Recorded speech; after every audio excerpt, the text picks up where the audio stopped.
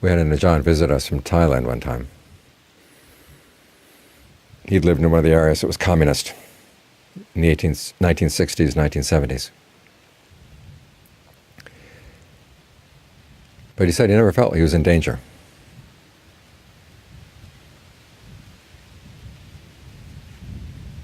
And some of the communists actually came to tell him that they'd decided to give up being communist for two reasons.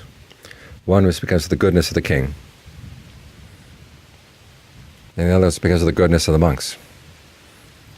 These are two institutions that they said, these are really good things to have in the world. There's no reason to want to destroy them.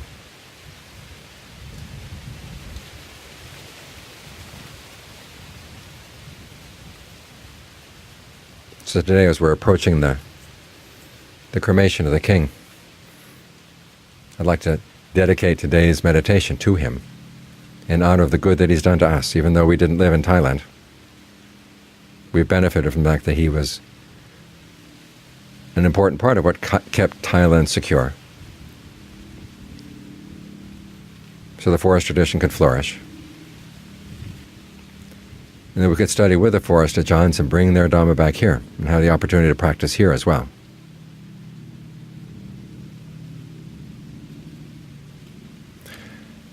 And so when you have a debt of gratitude like this, how do you repay the debt? Well, think of the Buddha's words on the night when he passed away. The Devas were tossing flowers down from heaven, singing songs, playing musical instruments, scattering incense around. And the Buddha said, this isn't the way you pay homage to the Buddha. You pay homage to the Buddha by practicing the Dharma in accordance with the Dharma.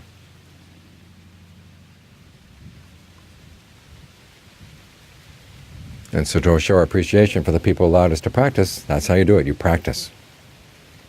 And you practice the Dharma in the way that you're not trying to change the Dharma to fit your defilements, or say that the Dharma has to fit with your culture. You ask yourself, what does the Dharma demand? What is it all about? As the Buddha said in another place, when you practice for the sake of disenchantment, for the sake of dispassion, that's practicing the Dharma in accordance with the Dharma. And that means disenchantment with your own opinions, disenchantment with your own culture. What you do is you take on the culture of the noble ones. It doesn't necessarily have to be a culture of Asian people or Thai people. Even Ajahn Mun was often accused of not following Thai or Lao customs. He said, I'm not interested in their customs, I'm interested in the customs of the noble ones.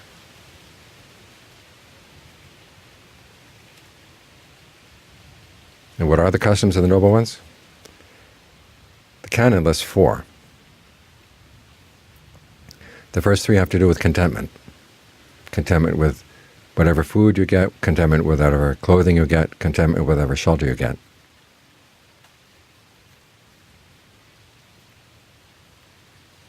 And in each case, you practice contentment, but you don't let the contentment become a source of pride, where you raise yourself up and look down on other people because you're content and they're not content.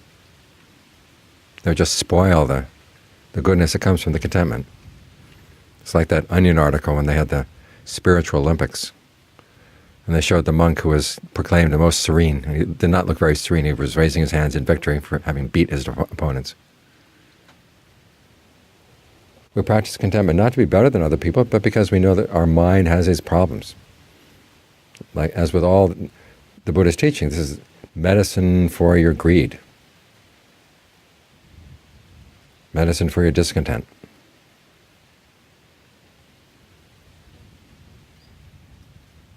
So you see the dangers of attachment to things, but you also see the danger of attachment to your contentment. And that way you keep the mind pure. That's practicing for the sake of disenchantment, for the sake of dispassion. But then it goes on. You start with food, clothing, and shelter. You would think the 4th member might be medicine, but it's not. You take pleasure in developing, and you take pleasure in abandoning. In other words, you take pleasure in developing the qualities of the path, and take pleasures in abandoning the things that stand in the way of the path. This shows the limits of contentment. Contentment doesn't apply here. You're not content with just whatever mind state you've got. You realize that there's more to be done. And Ajahn Suwat tells the story when he was a very young monk and went to stay with Ajahn Mun for the very first time. One day he found himself just one-on-one with Ajahn Mun. So Ajahn Mun asked him, "How's your meditation going?" And Ajahn Suwat said, "Well, my mind is all over the place."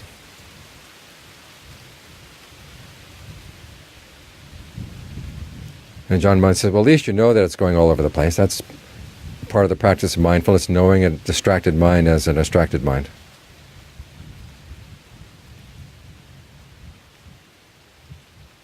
And Ajahn Suwat took that very well. In other words, he realized that Ajahn Mun was trying to be encouraging, but he wasn't saying it's okay to stay there. He was saying, okay, this is the first step, but then it's the first step, there's a second step and a third step. Don't get discouraged. Because once you recognize that the mind has distraction or it has sleepiness or whatever, the next step is to try to work your way around that. Take pleasure in abandoning that, in the efforts that go into abandoning that. Sometimes the efforts may take a lot. It may not come right away. But you take pleasure in trying to figure it out. Try to understand it. Look at it as a puzzle. How do I get past this particular problem? Confident that there's a solution. After all the Ajahns of the past, all the noble disciples, men, women, children, old people, educated people, uneducated people, they figured out precisely this problem too. So it can be done. And so take delight in trying to figure it out. Once you've got something good, take delight in maintaining it. So you're sitting here and the mind is able to settle down. What's the best way to maintain it? Well, try to get more interested in the details of what's happening right now. Ajahn Lee talks about 3 levels of breath energy in the body. There's the in and out breath, and then there's the breath energy in the blood vessels and the veins and the nerves. And then there's a still breath, what Ajahn Lee calls the resting places of the breath, like at the tip of the breastbone, or the area right between the diaphragm and the lungs and the heart, or down around the navel. There are these spots where the breath feels still all the time. And if you can focus in on them, you begin to realize that that stillness is a layer of breath energy that's already there at different parts in the body. As you can access that layer, you get a sense of stillness that goes throughout the whole body. The mind is very still, very alert, but not thinking about much. It's with this still breath. So that's the breath that's already there. But to get there, you have to tune your mind in so that it's able to stick with it. Which is why when we start out, we work with the breath energies and going down the different parts of the body. Because those are the energies that you can use directed thought and evaluation to try to figure out, to work the sense of ease through those spots.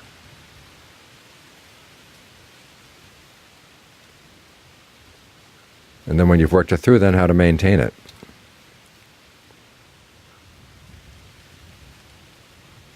And learning how to delight in this. This is one of the customs of the noble ones.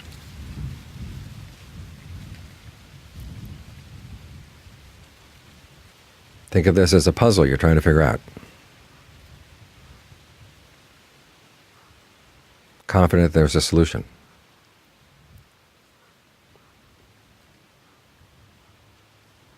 And as with any good puzzle, if you don't work it out today, well, you try again tomorrow, and try again tomorrow. Because unlike most puzzles, this is not just something you solve and then throw away. You solve it as a skill that you're going to need. Because you're going to need to be able to get the mind to settle down and be still in any circumstance, so you can see through the mind's subterfuges, through its defilements, in any circumstance. So you want to get really good at this. Because this is a puzzle that when you solve it, helps you solve a lot of other deeper problems as well.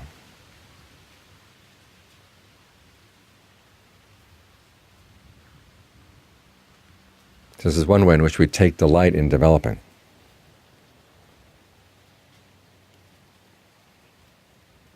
You see the meditation as an interesting challenge. skill that's really worthwhile developing. And as you do this, you get your mind into a sense of oneness. You're really focused on this. As we said earlier, we're dedicating this meditation to the king. And it's like when you want to present a present to the king, you want to present something really nice.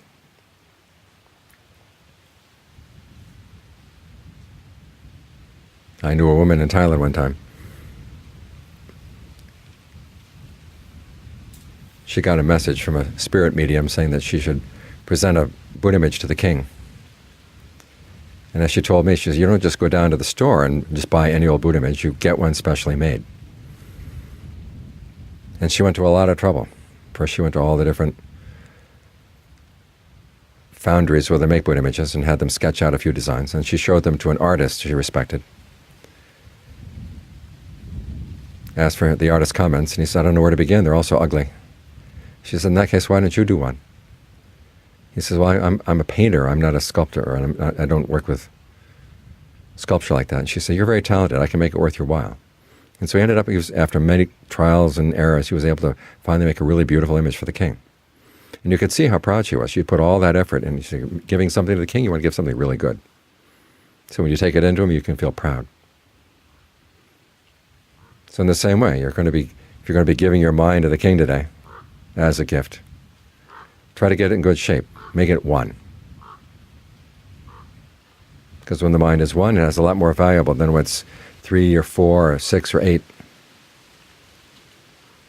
or 3,500 or whatever.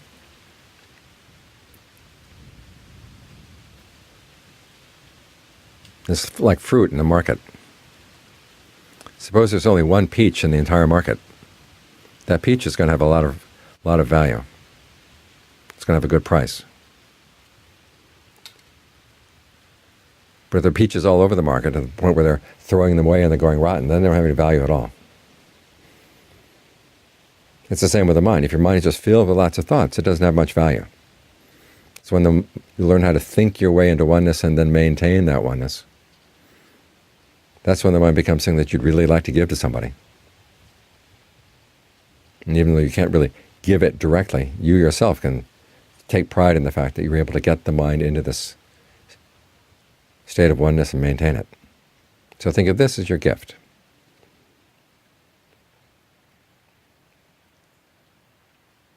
You want to wrap it up and present it well. In the same way, you're practicing in a way that's showing gratitude for the people who've made it possible for us to practice. And you're doing it in the best way possible, practicing the Dharma in accordance with the Dharma.